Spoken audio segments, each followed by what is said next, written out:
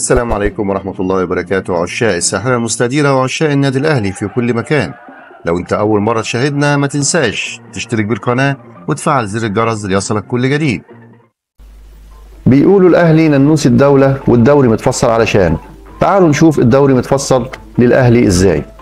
الأهلي هيقابل الزمالك بعد 5 أيام من النهاردة، تحديدا يوم 11 مارس، وبعدين هنروح نقابل الهلال مرتين، 1 إبريل و8 إبريل بره الأرض. تقوم الرابطه تعمل لك ايه؟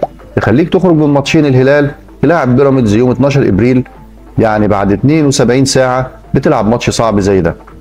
يعني الاهلي حرفيا داخل على مدعكه كرويه الشهرين الجايين. احنا ما عندناش مشكله نلاعب اي حد، البطل عشان يكسب لازم يعدي على كل الصعاب. كولر بيحب الماتشات دي وبيحب النهائيات وبيحب يتحط تحت ضغط.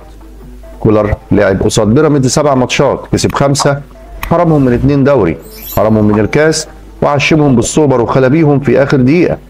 خسر ماتش وهو كسبان الدوري لما لعب بالدبيس واحمد فخري وكريستو وتعادل ماتش 1. ولعب قصاد الزمالك 8، كسب 5، خد منهم كاس وسوبر ومشى 2 مدربين، يتعادل ماتش وخسر ماتشين، 1 سوبر افريقي وواحد ملوش لازمه زي اجوال شيكابالا بالظبط. المهم السنه دي افريقيا عشان يبقى كولر والجيل ده فازوا بيها 3 مرات متتاليه. بالتوفيق للنادي الأهلي في الفترة القادمة، والسلام عليكم ورحمة الله وبركاته.